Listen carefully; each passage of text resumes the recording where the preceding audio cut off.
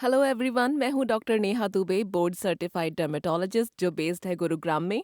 और मैं यहां आज आपको बताऊंगी कि कैसे रेटिनॉल को चुनें और इस्तेमाल करें एक प्रो की तरह। स्वागत है आपका सिरेमिक के स्किन स्कूल में। ये चैनल आप लोगों के लिए सीरम्स को सिंप्लीफाई करने के लिए डेडिकेटेड है और मैं यहाँ आज गेस्ट स्पीकर के तौर पर आई हूँ। बात करें अगर रेटिनॉल की, तो मेरे सामने दो तरह के पेशेंट्स आते हैं। एक जो अपने स्किन केयर में रेटिनॉल को शामिल करने को लेकर बहुत डरे हुए होते हैं और दूसरे वो जो इसे ज़्यादा इस्तेमाल करते हैं।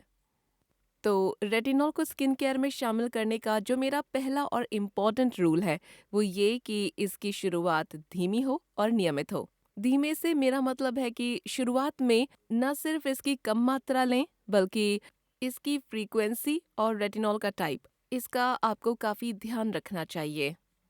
चलिए मैं इसे सिंप्लीफाई करती हूँ। रेटिनॉइड्स की इस ब्रॉड कैटेगरी के अंदर कई तरह के मॉलिक्यूल्स आते हैं और रिएक्शन की इस पूरी सीरीज में शुरुआत सबसे बेसिक मॉलिक्यूल से होती है जिन्हें कहा जाता है रेटिनॉल एस्टर्स। रेटिनॉल एस्टर्स ये बेसिक होते हैं और सबसे कम असरदार होते हैं।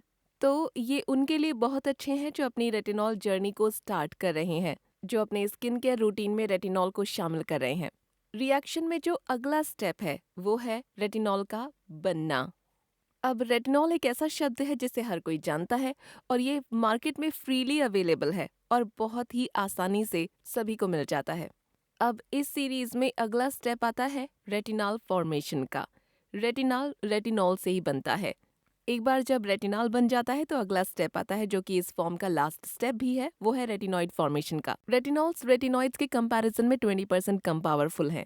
तो ये रेटिनॉल जर्नी शुरू करने वाले या जिन लोगों की स्किन सेंसिटिव है उनके लिए बहुत बेनिफिशियल है। कुछ चीज़ें जैसे ceramics, fine wine, retinol serum की तरह। अब सबसे अच्छी बात यह है कि इन्होंने रेटिनॉल को 3% में इंट्रोड्यूस किया है, 0.1, 0.2, 0.3। तो बढ़िया बात यह है कि बिगिनर्स स्टार्ट कर सकते हैं कम परसेंटेज से और धीरे धीरे इसकी परसेंटेज को बढ़ा सकते हैं। इसमें प्योर रेटिनॉल मॉलिक्यूल्स भी होते हैं जो कि मार्केट में मिलने वाले बाकी सीरम्स में आपको नहीं मिलते हैं उतनी आसानी से।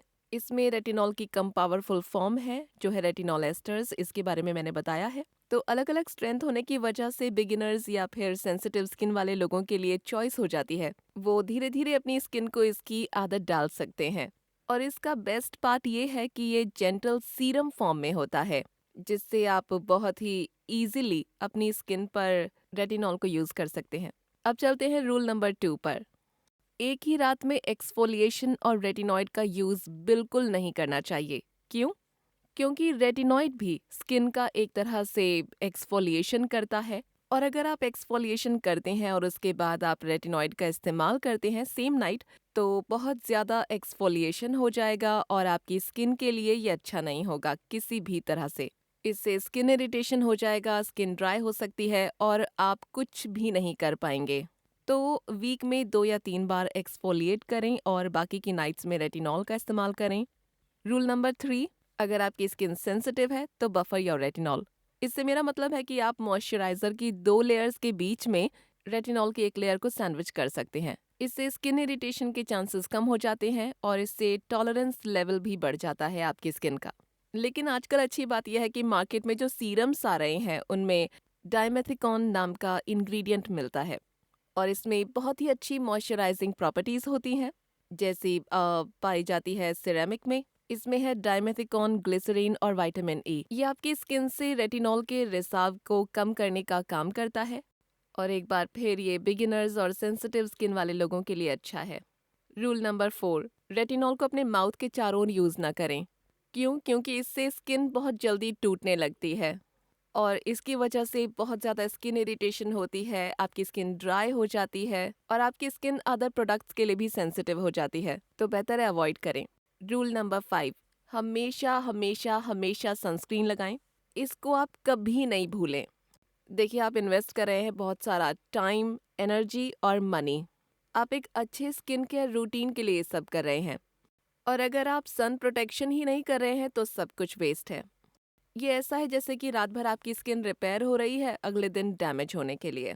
तो अपना सनस्क्रीन कभी नहीं भूलें। तो अब मुझे पूरी उम्मीद है कि आप सभी प्रो हो जाएंगे अपनी स्किन केयर के लिए अपने रेटिनॉल को चुन पाएंगे, इस्तेमाल कर पाएंगे, फॉलो करके इन 5 डर्मेटोलॉजिस्ट अप्रूव्ड रूल्स को, जो बहुत ज़रूरी है। बने रहिए सिरेमिक के स्किन केयर स्कूल के साथ और भी कई इन्फॉर्मेटिव वीडियोस के लिए। Stay radiant and stay healthy.